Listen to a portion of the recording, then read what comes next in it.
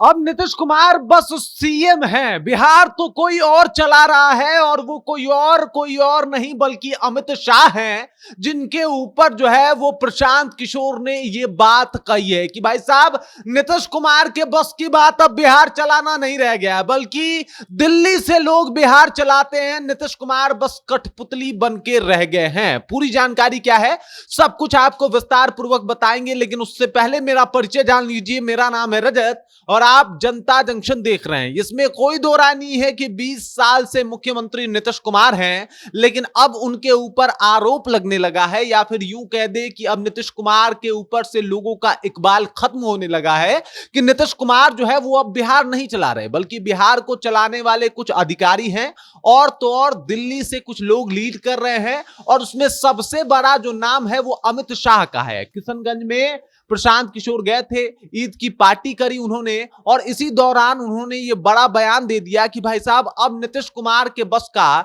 बिहार रहा नहीं है। लोगों में इकबाल जो है उनके नाम का खत्म हो रहा है, क्योंकि नीतीश कुमार बिहार चला ही नहीं रहे। नीतीश कुमार तो बस एक मुखौटा है, एक कठपुतली है, जिसको जब चाहे भाजपा वाले या कुछ जो अधिकारी हैं वो इधर से उधर घुमा दें। बाकी नीतीश कुमार जो है वो अब कुछ भी बेहतर तरीके से नहीं कर पा रहे। उन्होंने ये तक कह दिया कि नीतीश कुमार की तबीयत और दिमागी स्थिति जब से ठीक नहीं है, तब से नीतीश कुमार के ऊपर भी कब्जा है भाजपा का। इससे पहले भी तेजस्वी यादव ने आरोप लगाया था कि नीतीश कुमार को चलाने वाले चंद अधिकारी हैं, नीतीश कुमार के बस का बिहार नहीं है। और आरजेडी वाले तो एकदम से खुल के इस बात को कह रहे हैं कि नीतीश कुमार की मानसिक स्थिति जो है वो खराब हो चुकी है, और इसी वजह से नीतीश कुमार का अब सत्ता पे कोई जोर नहीं रहा। और ये जो जोर अब दिखाई दे रहा है ये सिर्फ और सिर्फ भाजपा और अमित शाह का है। कल अमित शाह जो है वो बिहार आए थे, गोपालगंज में उन्होंने खूब लंबा चौड़ा भाषण भी दिया था। इस दौरान नीतीश कुमार से भी वो मिले थे बापू सभागार में, दोनों का साथ में वीडियो भी जो है वो वायरल हुआ था।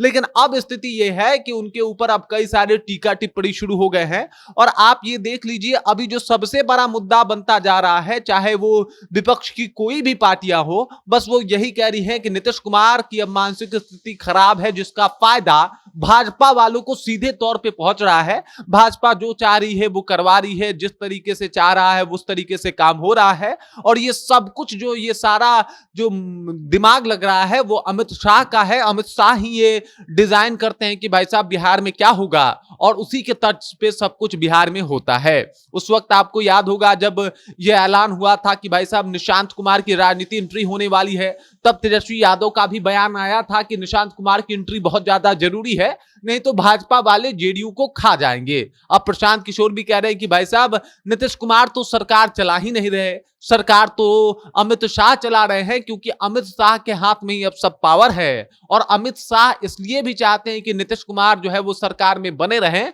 क्योंकि नीतीश कुमार के बिना उनका एनडीए का ये जो सपना है चुनाव जीतने का, वो पूरा नहीं हो सकता। और पूरा नहीं होगा तो इसी वजह से उन लोगों का साथ दे रहे हैं, लेकिन उनका अब कोई जिम्मेदारी नहीं रहा। यानी नीतीश कुमार अब बस नाम के सीएम बन के रह गए हैं, वो कुछ भी काम नहीं कर पा रहे। कुछ ब्यूरोक्रेट्स हैं, कुछ अधिकारी हैं, या फिर कुछ आप समझ जाइए कि कुछ उनके आसपास के जो चुनिंदा नेता हैं जो भाजपा के लिए काम कर रहे हैं, और स्वयं अमित शाह, ये लोग मिलकर बिहार को चला रहे हैं। बिहार को चलाने में नीतीश कुमार की कोई भूमिका नहीं है।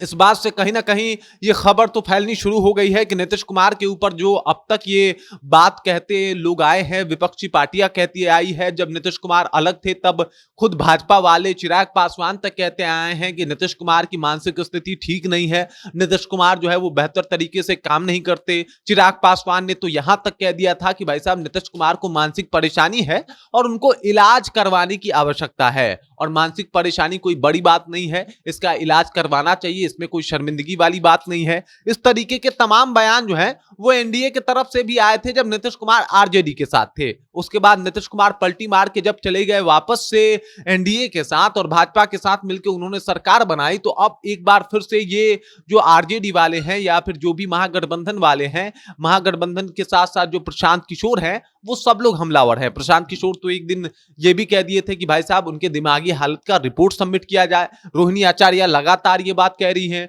तेजस्वी यादव ने भी कई दफा कह दिया है कि इनकी मानसिक स्थिति ठीक नहीं है। और अब जो है ये एक बात जो है वो एकदम से संपूर्ण बिहार वासियों के पास जो है वो पहुंचना शुरू हो गया है कि नीतीश कुमार की मानसिक स्थिति ठीक नहीं है, क्योंकि कोई भी एक ऐसा नेता नहीं है जो नीतीश कुमार के विपक्ष में हो और नीतीश कुमार के दिमागी हालत के ऊपर टीका टिप्पणी ना कर रहा हो। और इसका सबसे बड़ा कारण भी बताया जा रहा है कि उनकी मानसिक स्थिति ठीक नहीं है और भाजपा जो है उनको हाईजैक करके रखी हुई है। बाकी इस खबर, इस जानकारी को लेके और जो आरोप प्रशांत किशोर ने नीतीश कुमार के लिए लगाया, उस आरोप को लेके आप क्या सोचते हैं, आपके जहन में क्या कुछ चल रहा है, कृपया कमेंट कीजिए और अपना विचार हम तक पहुंचा दीजिए। बाकी आप देख रहे हैं जनता जंक्शन और मेरा नाम रजत है।